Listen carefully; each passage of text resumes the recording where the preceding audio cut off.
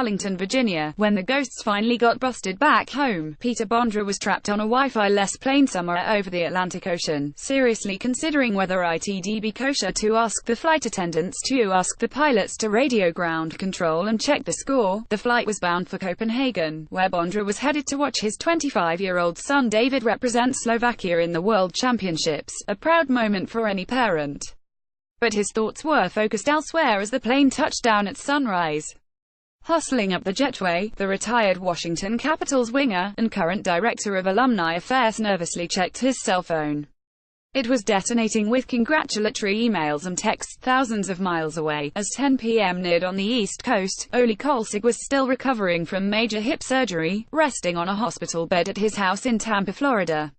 "I timed my meds perfectly, so for 4 hours I could be conscious," the former goalie says, though given what strange sorcery happened this Monday night, one can only wonder whether he awoke later feeling as though it had all been some loopy, painkiller-fueled dream. "No, I spent the better part of an hour talking with everybody after," says Kolzig, now the Capitals' professional development coach. "I knew it was real." When center Evgeny Kuznetsov tore alone across the blue line at PPG Paints Arena and beat Penguins goalie Matt Murray, backhand, forehand, 5-hole, revelry and relief alike washed over Washington, and way beyond.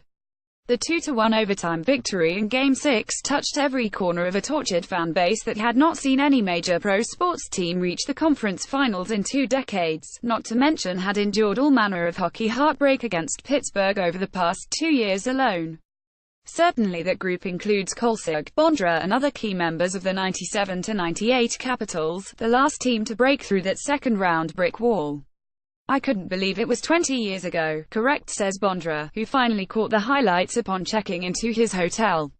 "That's what happened. Wow. It's a long time." Kolzig and his ex-teammates can relate on an even deeper level too. He recalls feeling burdened by an organizational-wide reputation for blowing multi-game playoff leads, which had happened in both 94-95 and 95-96 against Surprise Pittsburgh. 2 years later, as Kolzig backstopped Washington to a 3-1 series lead over Boston in the first round, no one in the fan base got excited. It was like, same old Caps. The narrative beast got fed plenty following Game 5, a 4-0 loss, but Kolzig made 47 saves in Game 6 and felt a weight lifted when Brian Bellows clinched the series in overtime, just like Kuznetsov. As athletes and human beings, sometimes we get wrapped into reading media reports and newspaper clippings and watching TV, and all of a sudden you start buying into what everyone is saying, Kolzig says. Like, oh my god, could we lose this series being up 3-1? I think it's the same with Pittsburgh. I thought we were the better team, but because of all that scar tissue we had, it's a huge mental hill to climb. The current Capitals, back at practice Wednesday before flying to Tampa Bay on Thursday, would readily agree. It wasn't just simply getting past Pittsburgh, or merely reaching the third round, but slaying both dragons in the same icy dungeon that has them feeling mentally at ease. I think as a group we do, defenseman Matt Niskanen said. That pressure of being the number 1 seed the last couple years, I think, weighed on us a little bit.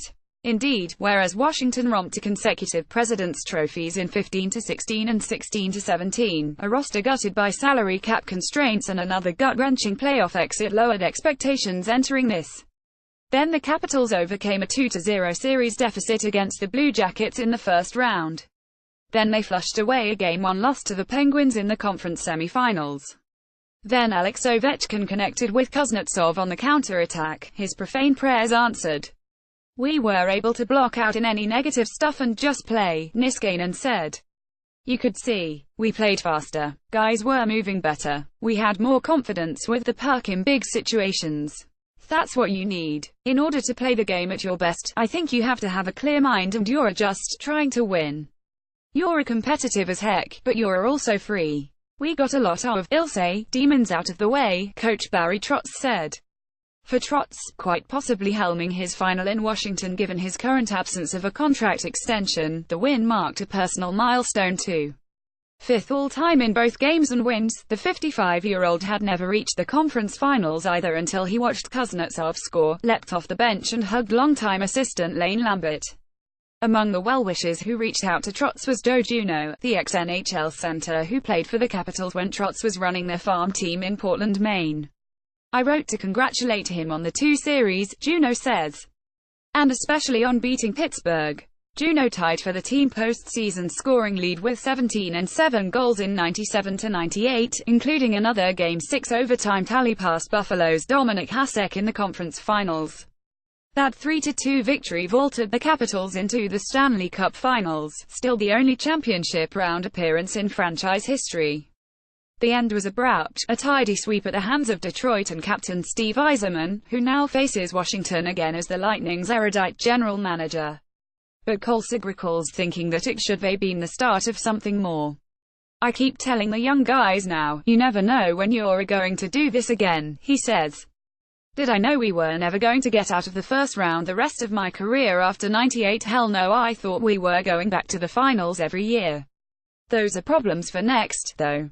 For now the Capitals must face an entirely new challenge, finding the same emotional state against a team that doesn't bring it out in you naturally, center Lars Eller says. The rivals are gone, and with them claim to Lord Stanley. A deeper, tougher challenger looms in Tampa Bay, best team in the Eastern Conference, fastest team this side of Vegas. You can't help but feel great and happy, Kolesig says. But we're only halfway there. Sure, but why not enjoy this a little more before the puck drops in Tampa Bay? It's like one Capitals player texted Kolesig late Monday night, long after the Ghosts had gone.